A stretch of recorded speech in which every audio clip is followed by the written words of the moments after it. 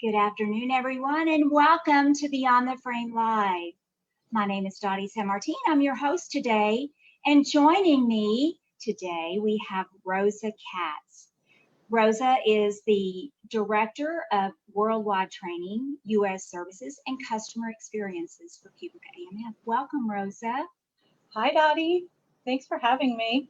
Oh, my pleasure. Today we're going to take a no jokes look at what customers expect today. What goes into a great customer experience, and how have our customers changed? What do they expect? What do they want? For the last year, we've been kind of going through this process. The challenge, the change, continue. Challenge, change, continue. That's really been our MO for the last over a year now. The experience is more important than ever. The COVID pandemic has really rattled a lot of people. And as a result, customers' expectations have changed.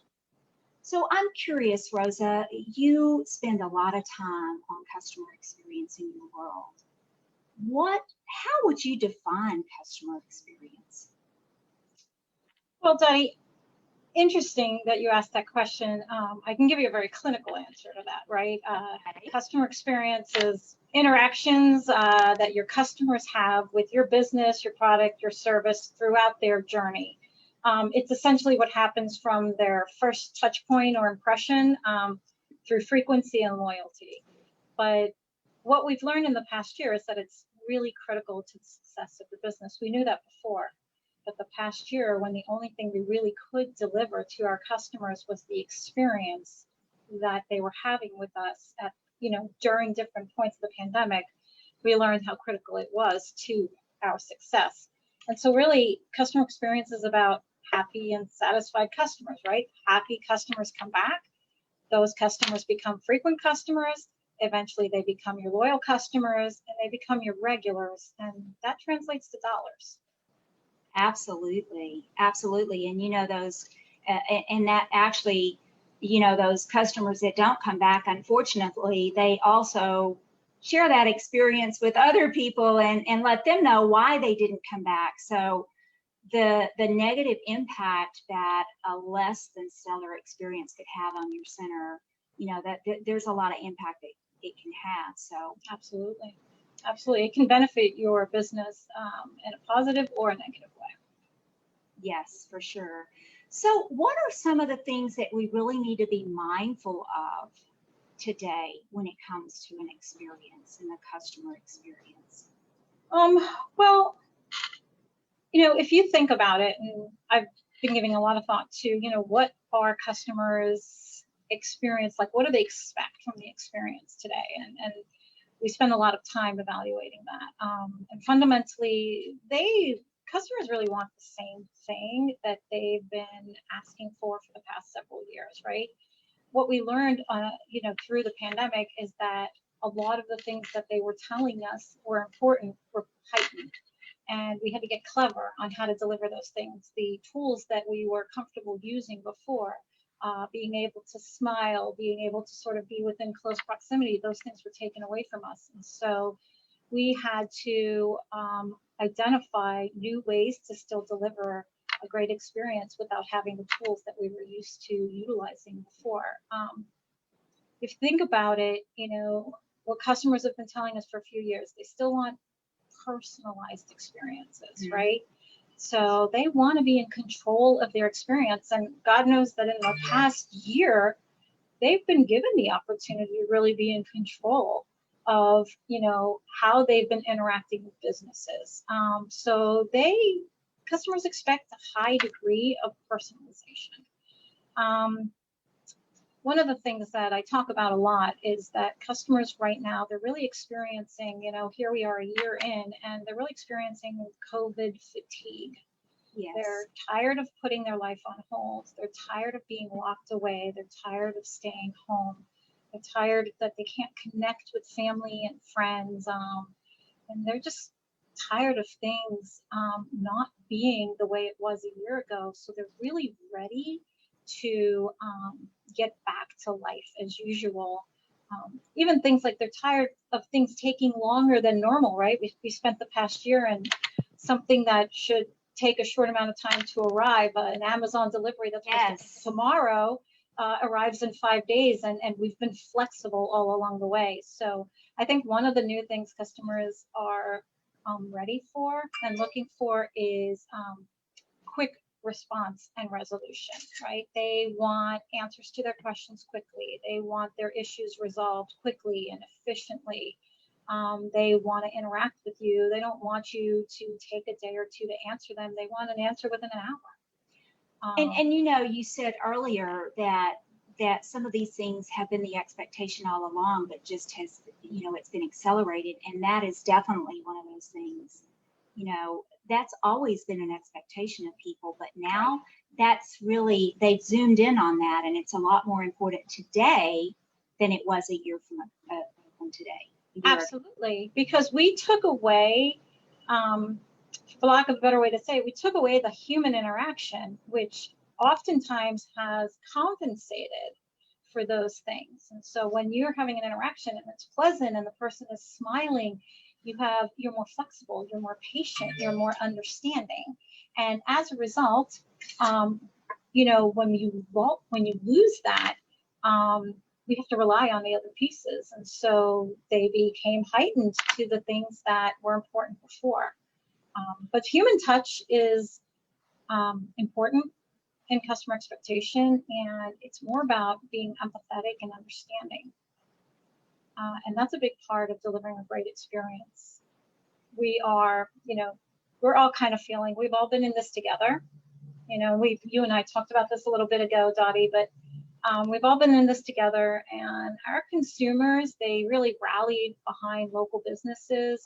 They were understanding to disruptions, cancellations, changes, and they're expecting that in return.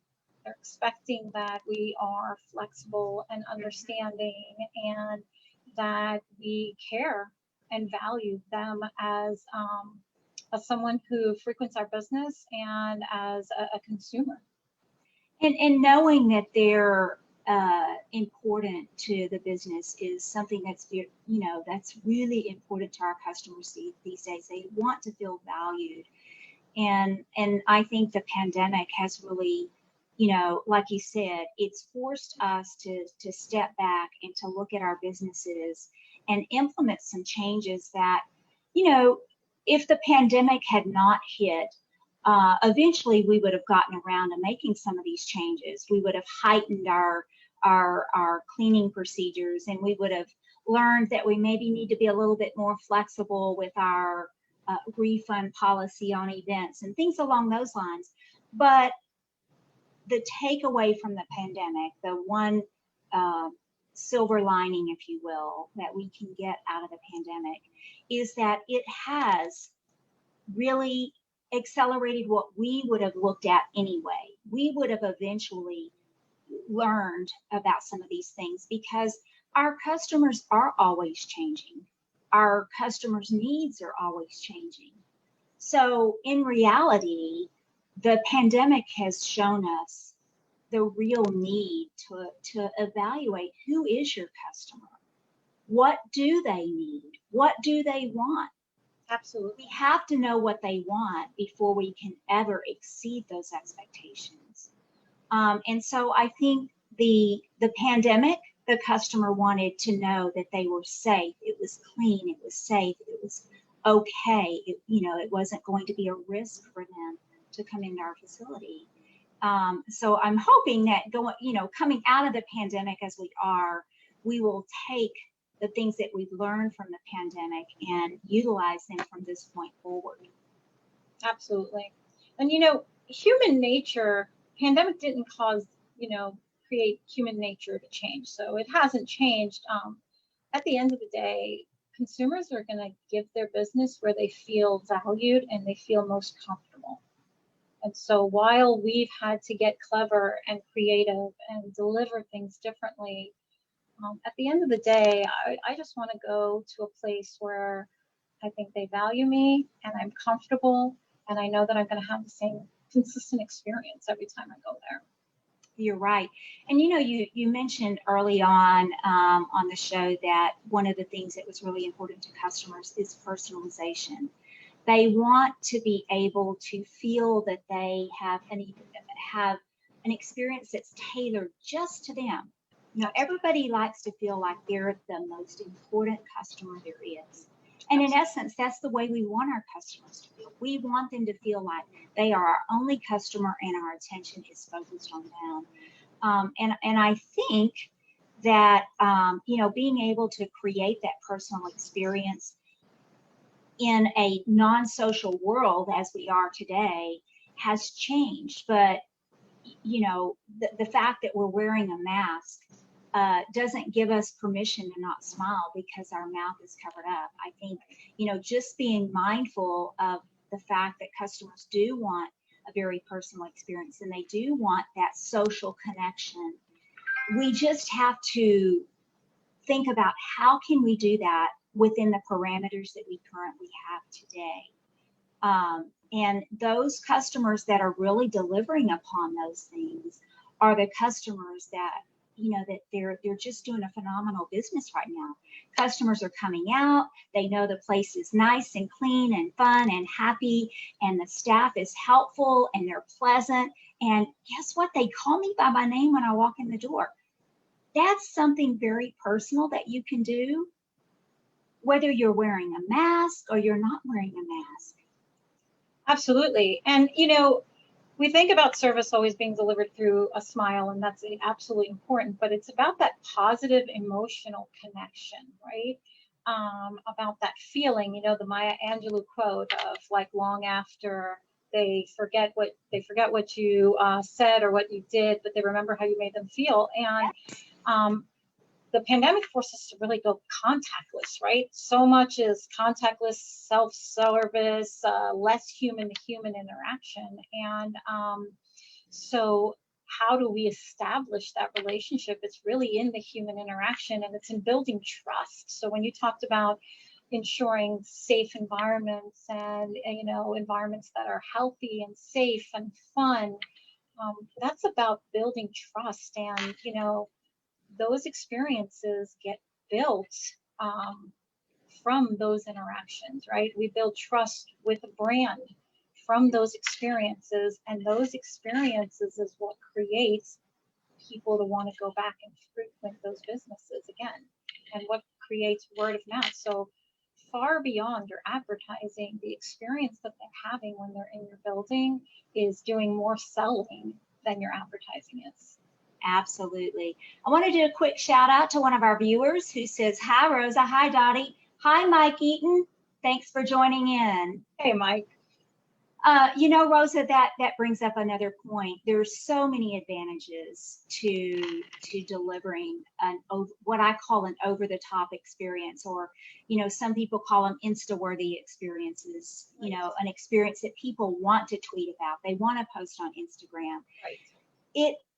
That experience, not only does it create that social media avenue for you to get good advertising, but it really starts to create that loyalty that we really want. That customer's going to want to come back. Why would you not want to frequent a place where you feel good and they always knock your socks off? I mean, come on, everybody wants to go to those places, right? Absolutely. That's where I want to go. And you know that you're valued there. When you walk in and they call you by name, or they do something to make you feel special, they've got me for life.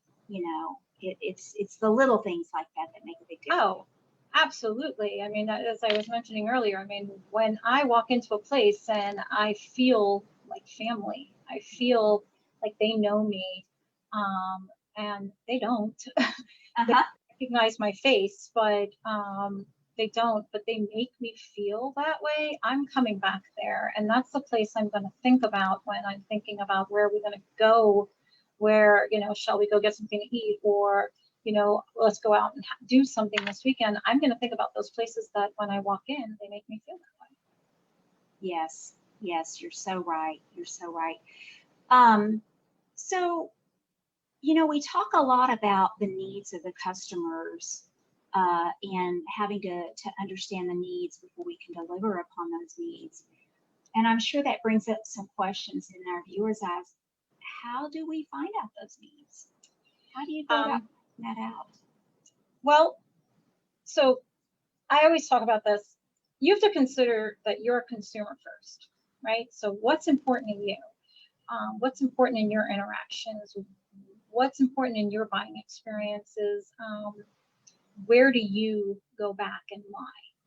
So that's the first thing, because I think sometimes we forget that we're consumers as well. Right. And what was important to me as a consumer is important to your customers as well. So that's the first thing.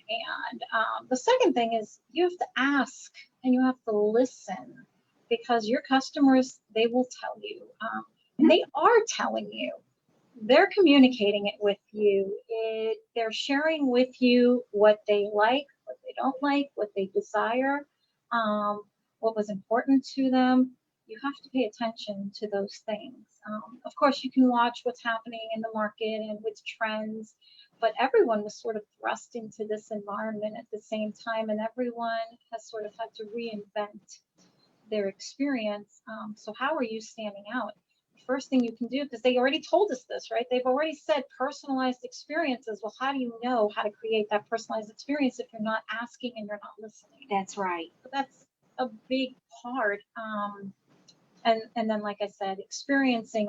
Have you experienced your center as a consumer?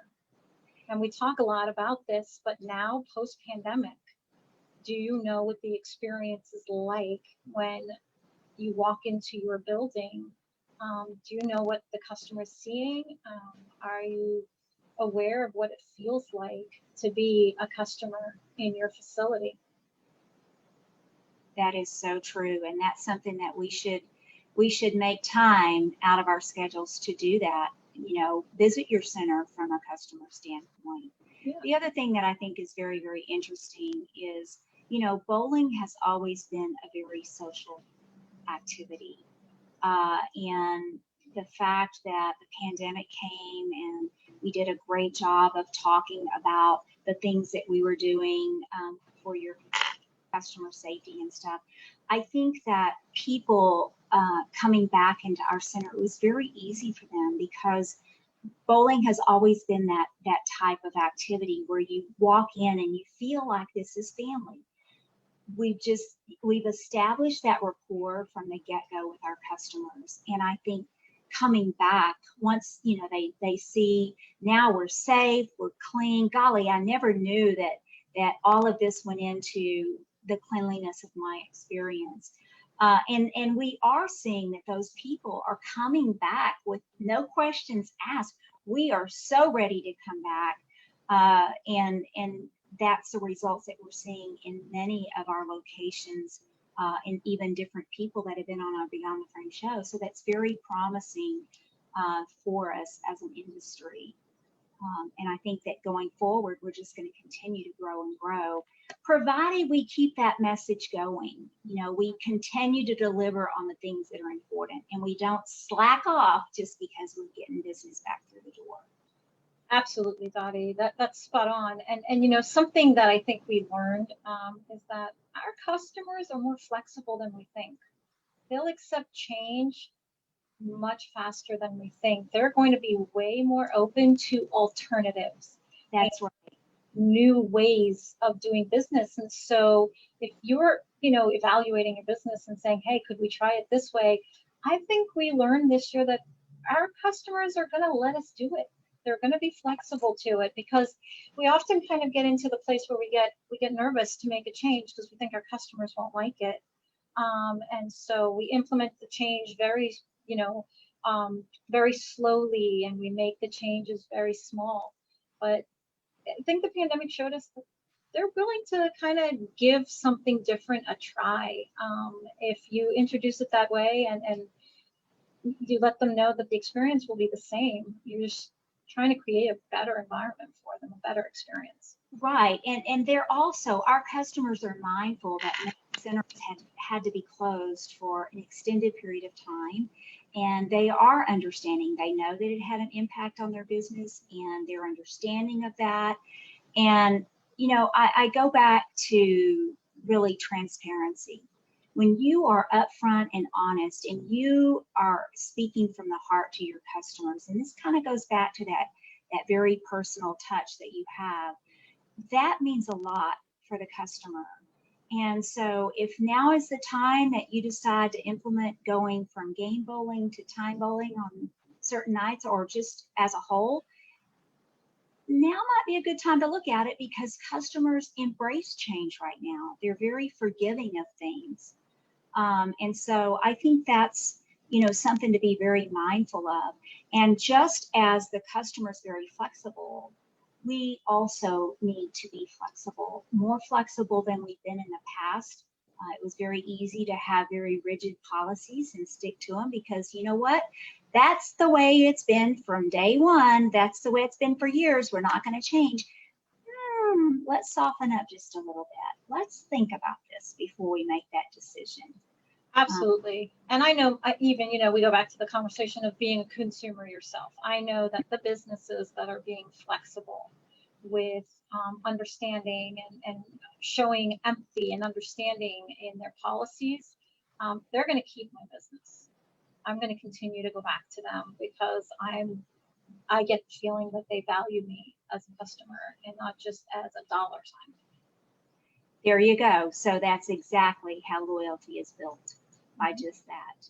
Exactly. Real quick, I want to do a shout out. We have a hello from Jonathan.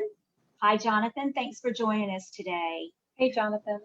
Well, Rosa, we are ending our time for today. And I just, you know, is there one piece of advice that you'd like to leave our customers with? Or maybe even a message of hope that you'd like to leave our viewers with? Sure. When I think about this, because I've been thinking a lot about this, you know, the pandemic really permanently changed the expectations our consumers have, and we've all had to adjust. But it's also served as a catalyst. It's given us an opportunity for us to redefine our customer experiences, and it's allowing us to build stronger customer relationships. So hopefully, if you're doing this well, this should take you long past this current crisis and past social distancing. So I guess my combination of advice and hope is, you know, take the opportunity to take a good look at the experience you deliver. Get back to basics. What do you value? Now's the best time to redefine it and execute it. And I'm certain that your customers will support you in it. I mean, this isn't the first nor the last crisis we've seen. We've survived them before. And our customers didn't disappear. And they really need us now more than ever. As I talked earlier about COVID fatigue, they're ready. They're ready to get out there and sort of get back to life as usual. So if you value your customer experience as really an authentic part of what you offer in your business, your customers, they'll reward you for years to come. And the evidence is already there. That is such a great message, Rosa. You know, long after this pandemic is over, the customer will still be our priority. They were our priority before the pandemic, and they're going to be our priority long after the pandemic. And, you know, the customers tomorrow, they'll expect some of the same things that they expect today. They expect a highly personalized experience, a speedy response, resolution. If there's a problem, take care of it. There's complaints, they want to know that their voice is being heard.